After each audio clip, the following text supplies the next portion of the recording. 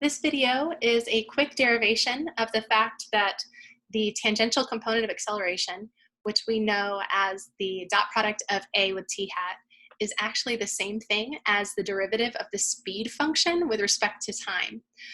Or we could write it as nu prime, where nu is a scalar function and it represents the speed.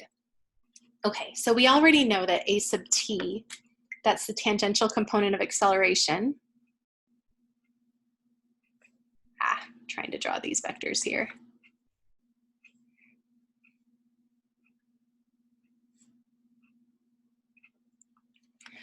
Relates to acceleration in this way.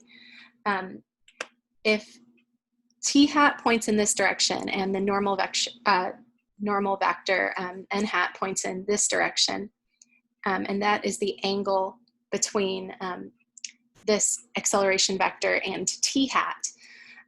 If I want to find the part of the acceleration vector in the direction of t hat, well, the length of this side is just going to be the magnitude of my vector. And since this side is adjacent to theta, it's going to be times the cosine of theta. Now, in order to get this not in terms of theta, but in terms of t hat, I would like to multiply by the magnitude of t hat and divide by the magnitude of t hat. Because if I write it like this, I can make this numerator look like a dot product. And the definition of the dot product of u with v, or one of them, is the length of u times the length of v times the cosine of the angle between them. So if I multiply by this magnitude of t hat over the magnitude of t hat, I just get a dot product. And so this is the dot product of A with t hat. And of course, t hat is a unit vector. So A sub t is defined to be this. Now I claim that's the same thing as the derivative with respect to time of the speed function. Now, it might be hard to tell that the derivative of this speed function is this, but it's a little bit easier if you can remember this relationship between the magnitude of a vector and the vector itself. So let's look at a vector. Let's say you've got a vector u with components u1 and u2, and actually let's go all the way out to u sub n. So you've got n components, right? If you want to take the magnitude of this, you take the components, you square them and add them, oops, and then you take the square root. So you take all of these guys, square them and add them and take the square root. Well, that's related to the dot product in this way. If I take u and I dot it with u, well, I get u1 times u1, so that's u1 squared, and u2 sub 2, excuse me, times u sub 2, which is u sub 2 squared, and u sub 3 times u sub 3, which is u sub 3 squared. And so we get this. So u dotted with u is that expression under the radical there. So the magnitude of u is actually u dotted with u raised to the 1/2 power, and it doesn't matter what dimension we're in. If you take this dot product, you're going to get a scalar function of t, or a scalar function in general, if we're dealing with functions of t like we are up here. And then you've got this scalar function of t raised to the 1/2. So with that in mind, it's pretty easy to show that this dot product is the same as the derivative of this magnitude function with respect to time. So let's compute this, and we'll show that we get exactly the same thing.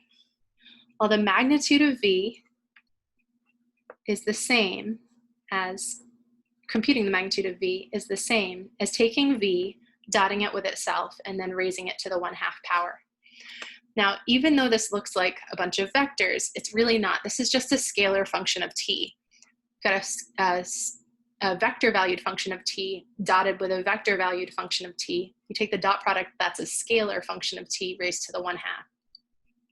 So if I want to take the derivative of this, I would just use the chain rule from calculus 1. So we have the derivative of the outside is 1/2 times our inside function raised to the negative 1/2 times the derivative of the inside by the chain rule.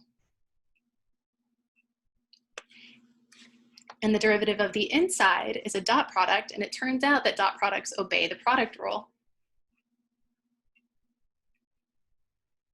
So what we're going to have is the first function times the derivative of the second, plus the derivative of the first function times the second.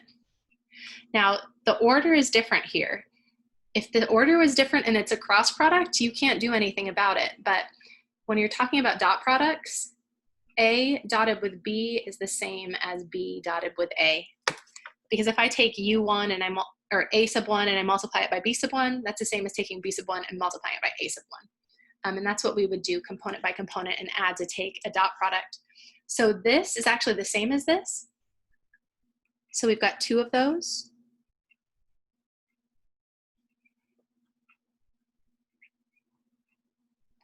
And that 2 and that 2 reduce. And so now we've got this. You've got V dotted with V prime, which we can write as A, all divided by V dotted with V to the 1/2 power. And remember, V dotted with V to the 1/2 power, that was just another way of stating the magnitude of V. So this is V dotted with A divided by the magnitude of V. And the magnitude is a scalar, so we can factor that scalar out, or we could apply that scalar to A and take a dot product, or we could apply that scalar to this and then take a dot product. So this is the same as A dotted with V divided by the magnitude of V. Are you seeing it? I hope you're seeing it. The velocity vector is the same as R prime, and that is a definition of T hat. So we end up with A dotted with T hat, which we know to be the tangential component of acceleration. Now, what I love about this formula is that this is about geometry, at least for me. When I think of that dot product, I'm thinking of the projection of A onto T hat. And the projection of one vector onto a unit vector is just the dot product of that vector with the unit vector, as we see here. So this is sort of a geometric approach.